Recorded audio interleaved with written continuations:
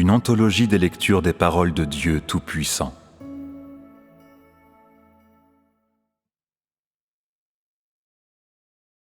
Parler de destination.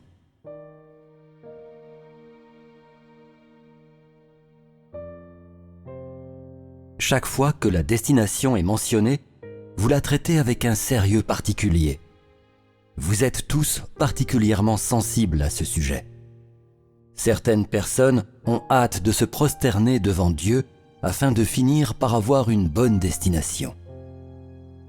Je peux m'identifier à votre empressement, qui n'a pas besoin d'être exprimé par des mots.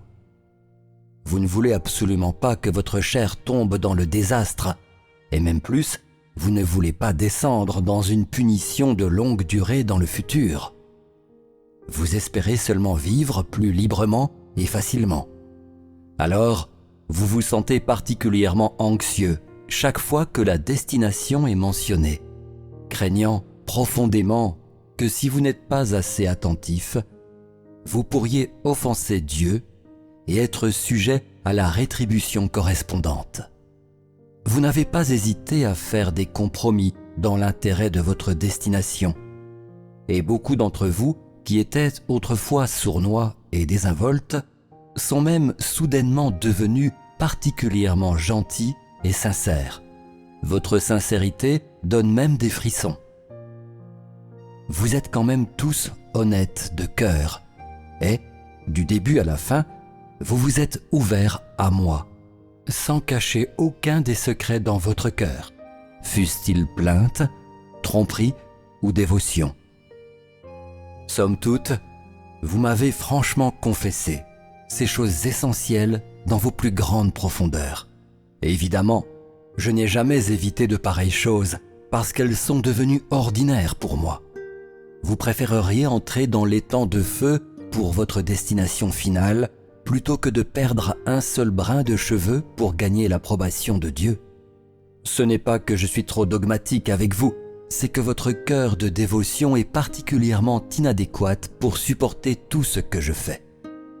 Il se peut que vous ne compreniez pas ce que je veux dire, alors laissez-moi vous donner une simple explication. Ce dont vous avez besoin n'est pas la vérité et la vie. Ce ne sont pas les principes relatifs à votre comportement, et ce n'est particulièrement pas mon œuvre soignée. Ce dont vous avez besoin, c'est tout ce que vous possédez dans la chair. Richesse, statut, famille, mariage, etc. Vous êtes complètement indifférent à mes paroles et à mon œuvre. Alors, je peux résumer votre foi en un mot, tiède. Vous ferez n'importe quoi pour réaliser les choses auxquelles vous vous consacrez absolument. Mais j'ai découvert que vous ne négligiez pas tout dans l'intérêt des sujets concernant votre croyance en Dieu. Vous êtes juste relativement loyaux et relativement sérieux. C'est pourquoi je dis que ceux qui n'ont pas un cœur de sincérité absolue sont défaillants dans leur croyance en Dieu. Réfléchissez attentivement. Y a-t-il beaucoup de défaillants parmi vous ? Vous devriez savoir que le succès de la foi en Dieu s'obtient grâce aux propres actes des gens. Lorsque les gens ne réussissent pas mais échouent, cela aussi est dû à leurs propres actes, pas à l'impact d'autres facteurs. Je crois que vous feriez tout ce qu'il faut pour accomplir quelque chose qui serait plus difficile et impliquerait plus de souffrance que de croire en Dieu, et que vous le traiteriez avec un grand sérieux. Vous ne seriez même pas prêt à faire la moindre erreur. C'est là le genre d'effort inlassable auquel vous avez tous consenti dans vos propres vies. Vous êtes même capable de me tromper dans la chair dans des circonstances où vous ne tromperiez aucun membre de votre propre famille.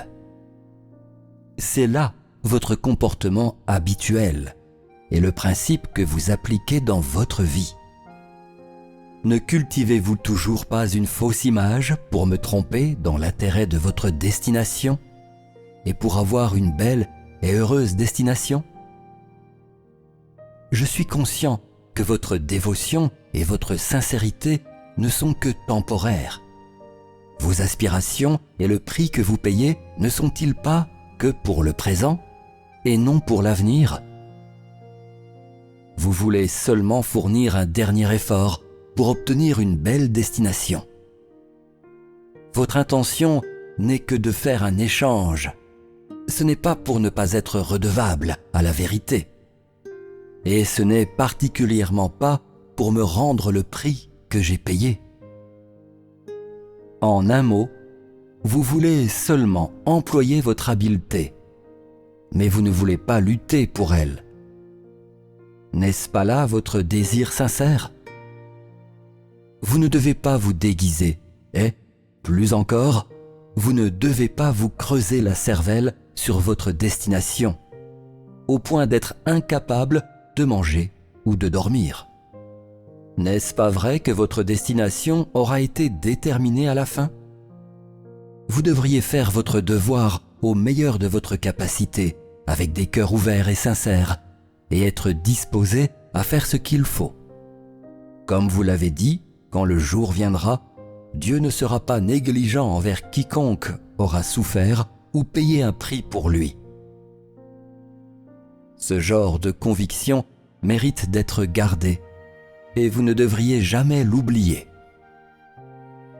C'est seulement de cette manière que je peux apaiser mon esprit à votre sujet.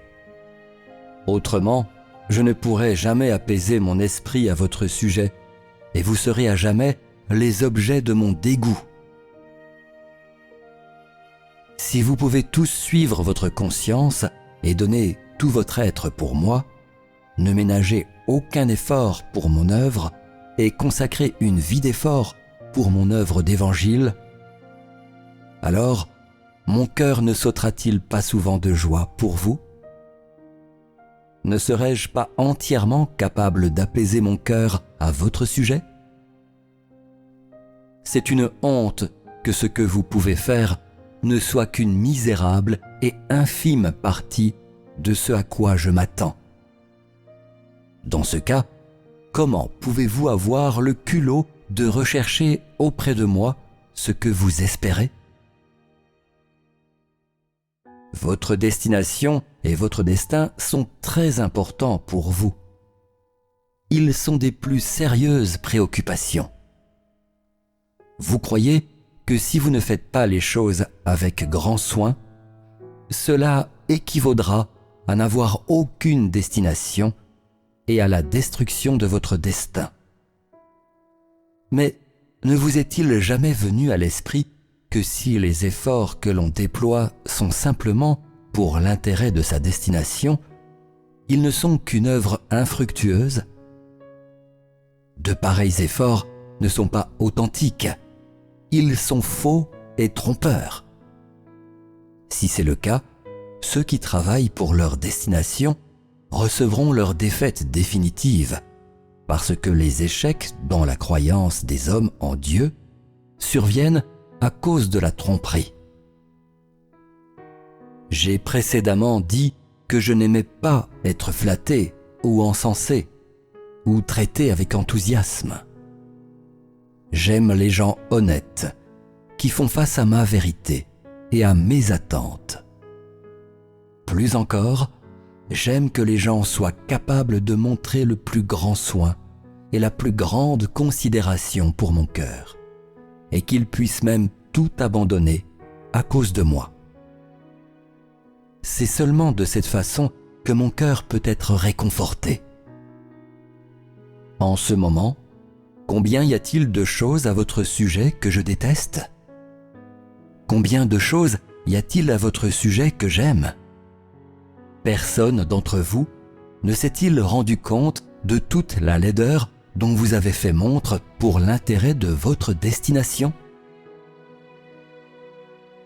Dans mon cœur, je ne souhaite pas être offensant envers quelque cœur qui soit positif et motivé.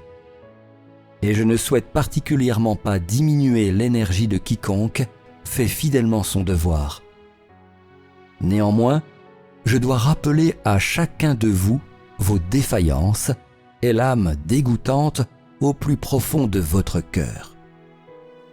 Le but est d'espérer que vous serez capable d'offrir votre vrai cœur en faisant face à mes paroles. Parce que ce que je hais le plus, c'est la supercherie des gens envers moi. J'espère seulement que dans la dernière étape de mon œuvre, vous serez capable d'agir de façon remarquable, entièrement dévoué, et que vous ne serez plus tiède. Bien sûr, j'espère aussi que vous aurez tous une bonne destination. Toutefois, j'ai toujours ma propre exigence, qui est que vous preniez la meilleure décision en m'offrant votre unique et ultime dévotion. Si quelqu'un n'a pas cette unique dévotion, cette personne deviendra sûrement le trésor de Satan. Et je ne continuerai pas à l'utiliser. Je l'enverrai à la maison pour que ses parents s'occupent d'elle. Mon œuvre vous a été très utile. Ce que j'espère obtenir de vous est un cœur qui soit honnête et qui aspire à progresser vers le haut. Mais jusqu'à présent, mes mains demeurent vides. Pensez à cela.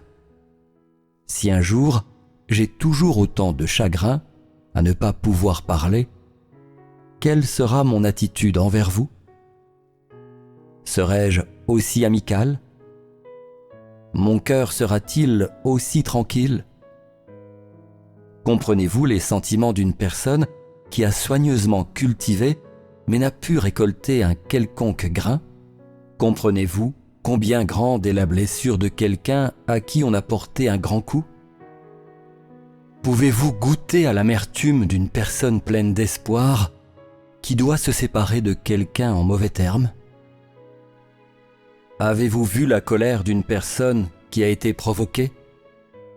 Pouvez-vous connaître le sentiment d'urgence vindicative d'une personne qui a été traitée avec hostilité et malhonnêteté? Si vous comprenez la mentalité de ces personnes, je pense qu'il ne vous devrait pas être difficile d'imaginer l'attitude qu'aura Dieu à l'heure de sa rétribution.